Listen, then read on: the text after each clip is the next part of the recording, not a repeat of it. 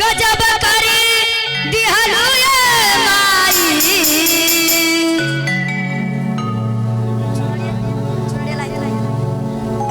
गजब करी दिहलु ये माई चुनरिया गजब करी दिहलु ये माई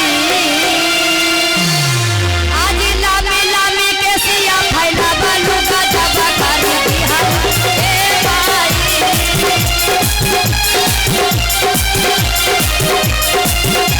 लामी लामी के सिया फैला बालू गजब करी दिहलु ये माई गजब करी दिहलु ये माई गजब करी दिहलु ये माई लामी लामी के सिया फैला बालू गजब करी दिहलु ये माई लामी लामी के सिया फैला बालू गजब करी दिहलु ये माई जय हो भैया दीदी ताली बजाइए गजब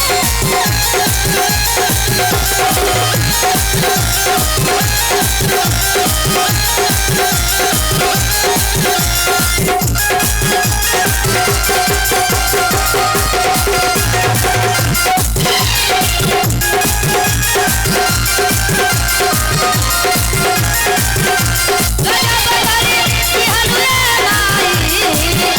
गजब करी दिहलु ये माई लामी लामी के सिया फैला बालू गजब करी दिहलु ये माई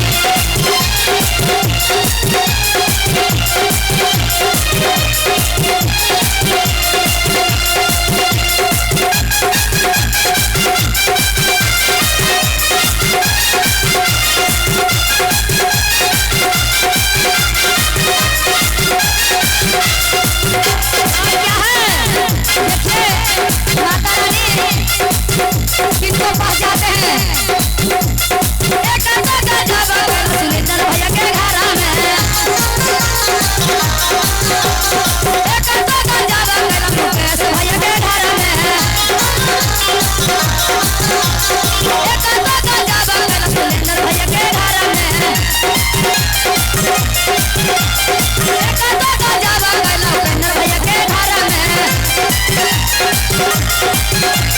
और क्या है प्रेम से बोलिए जय माता की सारा बोलो जय माता की सुलेंदर भैया बताया बड़ा सा बालू गजब करी दिहलु ये